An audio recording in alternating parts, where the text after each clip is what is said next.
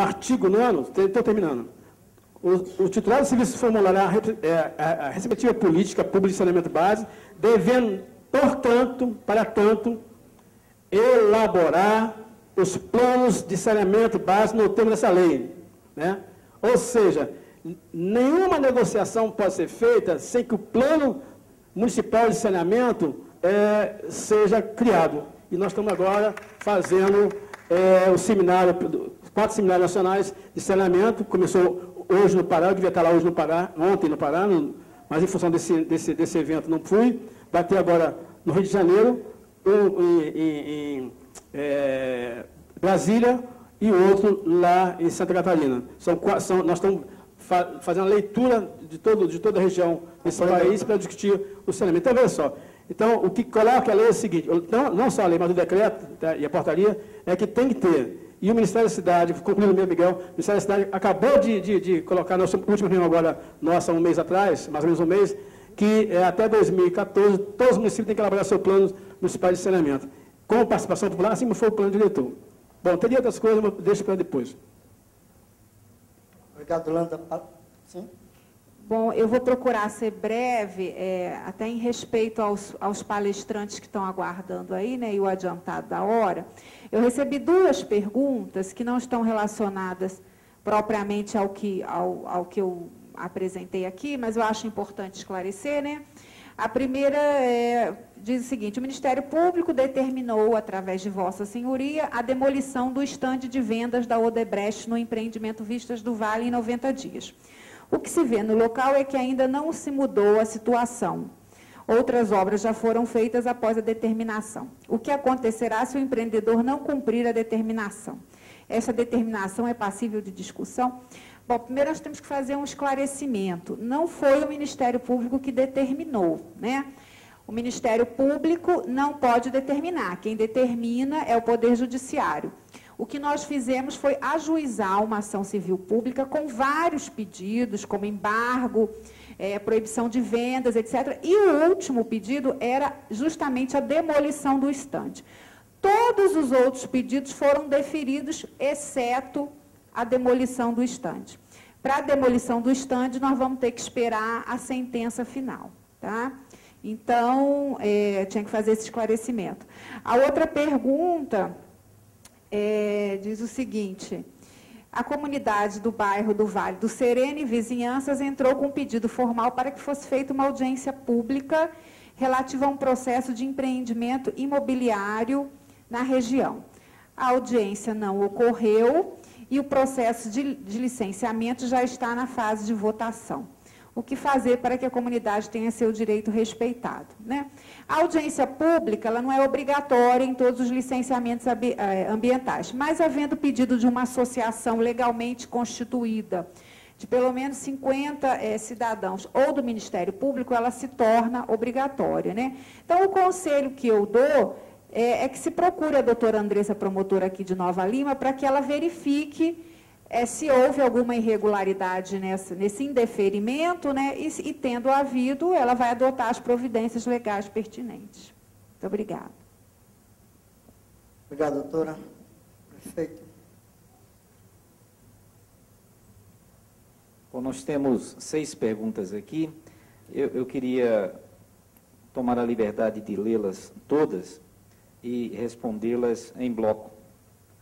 Acho que tem problema, não? Não?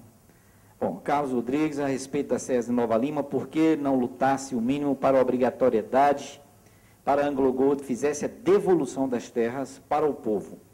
Por isso que foi eleito e é o que acreditamos. Luiz Araújo, da Entidade Civil, e diz mais ainda, Luiz Araújo diz: sabemos que a Anglo Gold não tem registro das terras do município, só queremos que tomem uma atitude. A segunda diz o seguinte: a ET de Vila da Serra é relativamente recente, custou aos cofres públicos aproximadamente 8 milhões de reais, porque ela estaria obsoleta, porque seu funcionamento é precário. A terceira diz o seguinte: como você pretende resolver a moradia para as famílias de baixa renda? Por que a assistência social não investiga a fundo cada família? Tem família que não precisa ganhar casa e depois vendem. Tem mais aqui. Como você se sente com tantas famílias precisando de uma moradia, o projeto o projeto só constrói de 150 a 200 casas de 4 em 4 anos. Por que não tem terreno para construir para baixa renda e tem terreno para os empresários construir prédios e condomínios prediais? Maria Pereira e... São mais de 6, parece. Bom, enfim. Qual a política pública habitacional adequada para a sua administração para atender o déficit de unidades habitacionais populares? Kirlia Marcel. E a última, diz o seguinte: o senhor se compromete com um plano diretor mais restritivo? José Almeida Rodrigues. Bom, deixa eu começar por uma questão aqui que eu acho que é muito polêmica, que é a questão das casas e dos prédios, né? Bom, primeiro, quando eu disse que não tem terrenos para casas populares, é porque o município não tem terrenos para moradias populares. Aliás, o município não tem terrenos, né? Os terrenos que o município tem, em sua grande maioria, são no Jardim Canadá, em áreas industriais, em áreas que não comportariam a alocação de moradias populares, especialmente porque temos o entendimento que as moradias devam ser construídas em pequenos agrupamentos e próximo da realidade cultural dessas pessoas, onde essas pessoas já vivem. E não caberia deslocar gente que mora em Santa Rita, Bicalho, no centro de Nova Lima, para Jardim Canadá ou próximo ao Alphaville, onde a prefeitura disporia de terrenos e que são terrenos que não se adequam à questão habitacional popular. E a questão dos prédios, os terrenos existem para construir prédios porque não são de propriedade da prefeitura, não é a prefeitura que está dando, são de propriedade particular.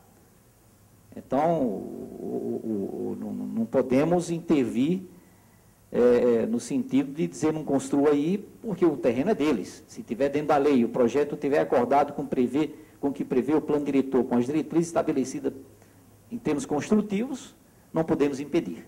Tá? E a pergunta resolveu o problema da moradia.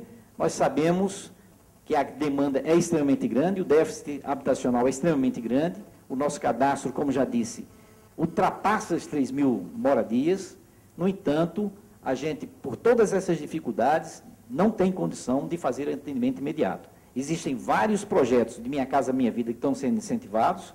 As 144 que eu falei são de iniciativa da prefeitura, mas existe um projeto lá em Bicalho, que é Minha Casa Minha Vida também, de 342 apartamentos de 2 quartos, ao preço, se não me engano, de R$ 100, R$ 105, e dentro da perspectiva de Minha Casa Minha Vida, tá certo? A Caixa só financia 80 e poucos % disso aí, mas dentro dos preceitos Minha Casa Minha Vida. E da prefeitura mesmo, o que a gente tem de previsão são as 24 casas das CAP, as 144 Minha Casa Minha Vida e as 196 do dinheiro do FINIS que a gente tem disponível, liberado.